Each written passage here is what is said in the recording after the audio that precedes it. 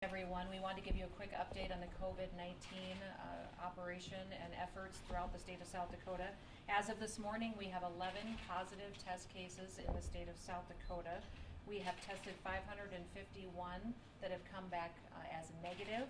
We have 350 approximately that are pending. Those are samples that have been taken throughout the state of South Dakota and are now at the state health lab waiting to be processed. Our positives are likely to go up across the state of South Dakota. We've been expecting that since we started our efforts back in January. At this time, we do not have a defined community spread situation. We were told originally back in early January and February that we would expect community spread to be in South Dakota by the date of around March 13th if you followed other patterns that were happening in other countries and in other states. We do not have that at this time, so that means the efforts that we're undertaking as a state are working very well. Because of what has happened elsewhere and because of what we're seeing in South Dakota today, we know that we are bending the curve and that all of your efforts and the actions that community members and families have taken is working. The focus that we have is on management. It's on making sure that going forward that we're taking actions to avoid overwhelming our healthcare systems. Now, we do have plenty of tests that are going on in the state. Our healthcare providers, and some of the discussion that we had with Monument leadership here today, is that they do have tests. They are continuing to take samples, and will continue to send those into the state health lab. The FDA chief warned us last week that there could be a supply issue with the reagents that we needed in order to process those tests at the state health lab. That is something that is a reality in South Dakota today. We're feeling that pressure, and at this point in time, we are having a disruption in supplies to our public health lab on actually processing those tests for our people here. We are communicating with officials within the DC. We've been talking to the White House about this, the Vice President's team, the FDA. We've also been talking to the CDC. We've been working through our Region 8 supervisors and also any political conversations and relationships that we have. I've been discussing this with other governors in other states, and they are seeing the exact same issues that we are here in South Dakota. Those that are being tested in South Dakota today are being put into isolation. That is normal operating procedure, and that will continue going forward. They will be notified as to the results of their tests as soon as possible, as soon as those tests are processed, and commercial lab capacity is coming online. This is something that we've been working on for weeks.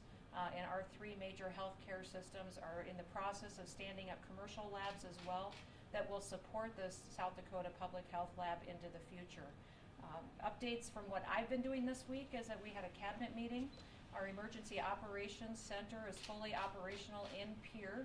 We did establish that back in February, but it is fully operational now with more people in the EOC on a daily basis, coordinating with state agencies and departments to deliver any kind of relief and efforts that people and family and businesses might need across the state of South Dakota.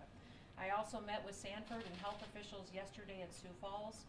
We talked about some of the decisions that are being made as far as providers, and they're very comfortable with where we are as a medical community and our response to those in different areas of the state. We had a great discussion this morning with Monument and Paulette and her team about this area and this region, things that they are doing proactively to take care of the folks throughout western South Dakota and servicing in other states as well. And we appreciate their expertise and their advice going forward. I did announce yesterday that schools would remain closed next week. That is going to allow us a little bit more time to make sure that our testing and lab supplies are where they need to be to continue our efforts, and then allow us a little bit of a break to assess keeping smaller groups together in different areas throughout the state going forward. That will continue to be reassessed on a daily basis, but as of right now, our schools are going to be closed the remainder of this week and next week, and those officials are working on getting nutrition out to families that might be having challenges in that area. And I know the vast majority of our administrators in the state are working on distance learning, outreach that they can be doing, and lessons plans for families that they can be continuing to do at home. Many of our schools are also being encouraged to see what they can do to have their staff stand up educational and daycare and child care efforts for their local communities. Many of these school staff individuals recognize they have buildings, they have individuals with time, that they could be some service to their communities and providing some child care to those that are maybe in the healthcare field, in law enforcement, in other areas that might be necessary in the next coming weeks. To all the small businesses out there, the families out there that are concerned about making, paying their bills, taking care of their employees, we do know that this is a stressful time. The Small Business Administration does have some programs that I'm going to encourage you to tap into. My Office of Economic Development is coordinating all of those efforts. That information will be on the covid.sd.gov website. I would encourage everybody to go to that website and make sure that you are utilizing all the information that is there. There's information there on symptoms, on data, on research on COVID-19, but also what's happening in South Dakota as far as test results, where we are on making sure that we have relief efforts for businesses, for families, any question you may have. We've had about 350,000 hits on that website just in the last 10 days to 2 weeks, so people are really heavily utilizing it. And we also have an 800 number that you can call if you don't have access to the internet. That 800 number is 1-800-997-2880. 1-800-997-2880. Don't call that phone number if you're sick. If you're not feeling good, make sure you're calling your doctor. You're calling your provider. And I think the Monument team will lay out exactly how they're handling that in this area. But you call that 800 number if you have questions. And we have people and volunteers standing by to answer all of your questions that you may have. With that, I'm going to turn it over to Paulette to give a little update and share specifically of what's going on in this region. Thank you, Governor. Good morning. We have spent the last several weeks and actually months across the western South Dakota region preparing for COVID-19. Much of that preparation, we brought our clinical teams together, we've brought our physicians, our caregivers, our leaders to prepare for what could happen in western South Dakota. And we are well prepared. We have a large health system in our community, in our region. We have providers outside of Monument Health. We have clinicians that are all doing what needs to be done to take care of our communities. We've implemented some new services recently for those individuals in our communities that have concerns about COVID-19, and we're going to share some of those services with you this morning.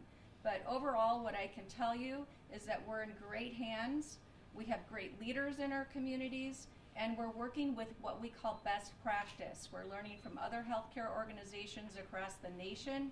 We're following CDC guidelines, and we are going to do what's the right thing for our communities. With that, I'd like to introduce Dr. Brad Archer. He's our Chief Medical Officer, to share with you some of the things that we are doing.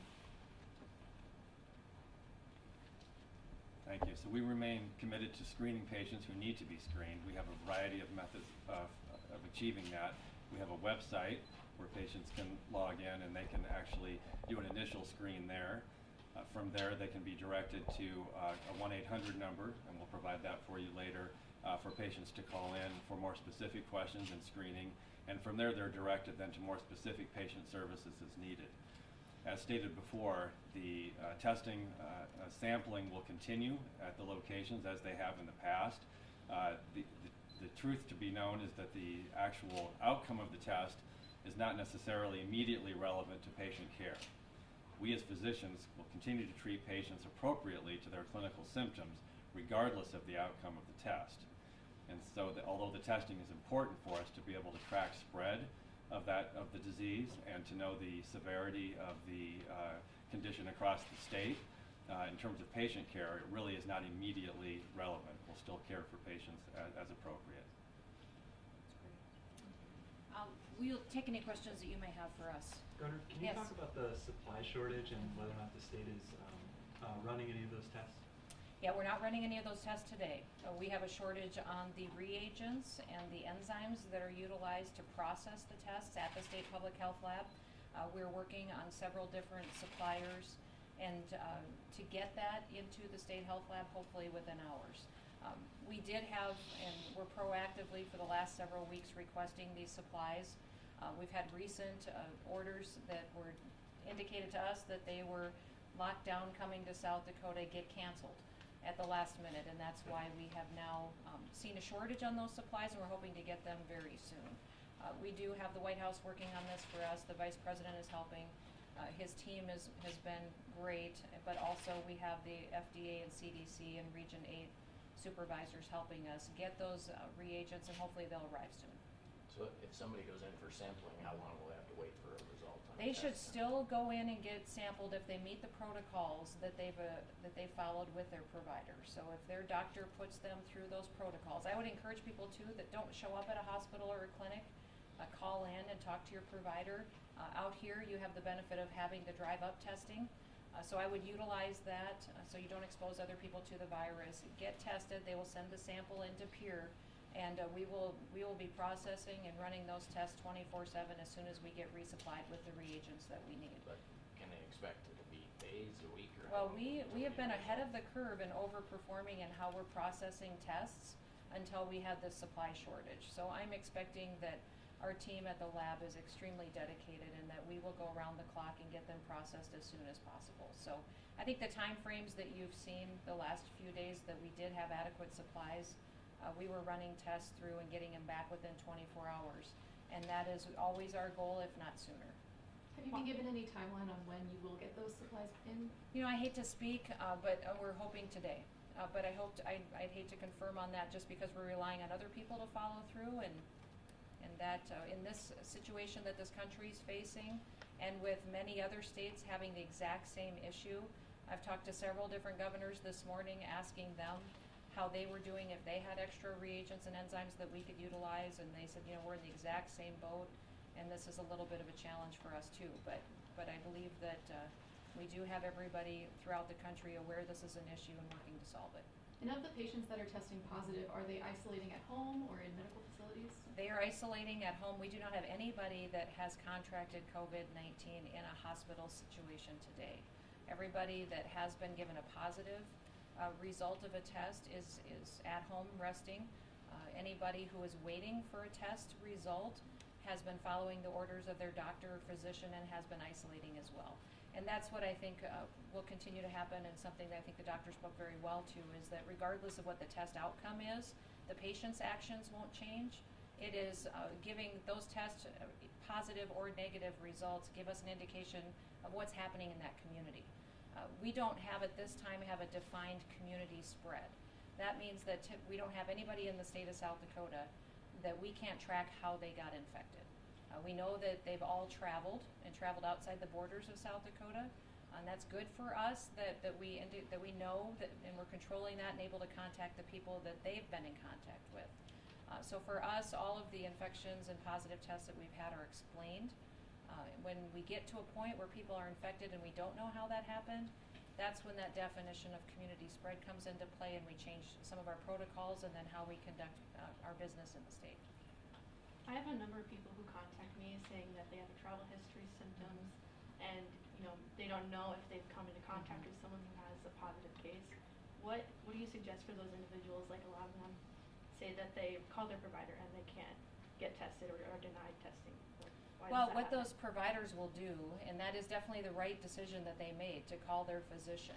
And their physician will run through a checklist of other items, and I'll have the doctor speak to this too, to check before they run a test for COVID-19. They may test them for strep throat. They may test them for flu. You know, we are in those seasons still as well. They may see if they have a fever. If they don't have a fever, that might make a difference on if they receive a test or not. So, anybody who met the requirements and the protocols that are put forward by CDC that required a test and that the physicians are following has received a test. So most of it needs to be coordinated through the doctor, and I'll let the doctor speak about what they're following as far as protocols. Well said. I would agree with that. Again, we'll treat the patient and their symptoms. There are a lot of other reasons to have upper respiratory tract symptoms, and those need to be evaluated appropriately. I think from an immediate information standpoint, from a screening, I think there's also our 800 number, and our nurses at that call service are able to answer those questions. That's 1-800-279-1466. 1-800-279-1466 will help answer those questions. As far as other medical supplies go, in hospitals and clinics, how are we looking as far as those respirators, those masks, and then some of that other PPE, the gowns and stuff that nurses are required to use? So every healthcare organization across the country is looking at their supply chain. What I can speak to is regarding Monument Health, and we use a national supply chain, and we monitor our supplies daily. We probably have 50 specific items today that we're monitoring very carefully. And there's a list of 1,800 supplies, right, that we use quite often. But there's probably around 50 that we're monitoring right now, morning and night. And we're in, I would say, a great shape. We have a warehouse in Rapid City. Most health systems don't have a warehouse for their medical supplies. But fortunately, because our geography, we have a warehouse because we have blizzards and we have inclement weather. We also have motorcycle rallies that we prepare for. And so we do have a warehouse with supplies, and so we know what our current status with our inventory looks like. And we have the supplies that we need to take care of our communities, provide life-saving care, and those emergencies we're prepared for. In addition, at the statewide level, we maintain a cache of PPE and other supplies that we work with healthcare providers across the state to assess what their needs are. That's a very regular process. We have the ability to deploy PPE out of that cache on a very rapid basis. We also pre-deploy certain supplies on a regional basis so that healthcare providers have greater access to those materials on a regional level. Other questions? Are you concerned at all about I'm hearing reports of a senator, a Republican senator, who might be sharing misinformation about this being, Chinese retaliation for tariffs and those sorts of things. Do you have any kind of comment on some of that misinformation? I haven't really been paying attention to the national politics. My job is to take care of the people of South Dakota. So I think at this point in time, it's important that we do what we can to help address the public health concerns that we have, take care of people, and one of the many reasons why I'm so glad I'm not in Washington, D.C. anymore. Governor, Yes. how will the supply shortage affect the state response? So how will you know whether businesses how long they need to stay closed or for how long? Yeah, we will be processing those tests as soon as possible. It'll give us some indication as to what we're seeing across the state of South Dakota. As far as current actions, we're being very proactive. We're using CDC guidelines on community response and decisions that we're making, and we have in some instances been even more cautious. We'll continue to do that, and as soon as those tests give us more indications, we'll certainly take action too. How quick would federal or state financial intervention trickle down to your small businesses here who are already struggling? Hopefully very soon. We've been coordinating with the Small Business Administration already. We do have one package that has moved fairly well through Congress. There are a phase 2 and phase 3 pieces of legislation that are working their way. And so we'll continue to evaluate those and get them implemented as soon as possible. One of the nice things that they're doing is as they pass legislation, they're quickly streamlining the guidance and that we would utilize to get the resources on the ground as soon as possible. So I believe the SBA is willing to put loans out there very quickly. And our Office of Economic Development is the one at the state level coordinating all of that. So I want to make sure people know because we're getting a lot of outreach from small businesses that have been very impacted by this. And it is going to have a huge impact on our economy here in South Dakota. So we need to make sure that they're getting all the information that they need to take actions for their families and their employees. That will be on the covid.sd.gov website too. So while most people have been going there to ask health questions, it will also be there for business questions, for family questions, if they're trying to make a decision. Educate yourself on there as much as possible, and then if you don't get your answer, make sure you call that 800 number. Have you heard anything from your labor secretary on layoffs or increases in reemployment? We do have some unemployment that's happening already in the state of South Dakota, and our labor department's been out coordinating with all the community leaders and getting the information out there to get them signed up for unemployment. And frankly, the federal government has been streamlining some of that, so people that typically may not immediately become eligible for unemployment maybe, and there may be some relief in these congressional packages that are moving their way through Congress, so. Any numbers yet on how many? No, I claims don't we're have seeing? firm numbers I could give you that would be accurate, but it's significant. One more question? Do you know at this time if you'll close bars and restaurants like they have in Minnesota? You know, we haven't met the thresholds recommended by the CDC to take universal action statewide, so we'll continue to evaluate that. And that's one of the things I've reassured people is that I'll give them as much notice as possible, but we're also going to be proactive, and we're going to make sure it's in response to facts and data. That we're going to make sure that we're making wise decisions, recognizing there's consequences for everything that we do. Governor, what's the message to folks who are headed to Walmart, Safeway, and things and can't find essential items? Should folks be stocking up, or is this should we be going about business as usual? No, I've been on a call with the White House that our grocery store supply chains are well stocked. We are not going to have a shortage. People don't need to panic and go out and stock up. They will continue to keep those folks on the job supplying our stores with the essentials of life. What I would tell them is check with your neighbors. Maybe they want you to pick something up for them. And then wash your hands a lot. The biggest thing you all can do to protect yourself and your family is to wash your hands and to get sleep. Keep your immunity up. 80% of the people that contract this virus have no to minimal symptoms. So the vast majority of us, if we could have it and not even know it, we could have very minimal symptoms. It won't impact us. It's just that we don't want to carry it home and have someone in our life that does have immune issues, that does have pre-existing health conditions, or is later on in life have them contract it and have it be a serious condition for them. So, there is a lot that people can do with taking care of each other, running errands for your elderly neighbors, people in your church, in your neighborhood, and then just make sure you're washing your hands. And we know the social distancing term pretty well by now, but that's still something that we're encouraging.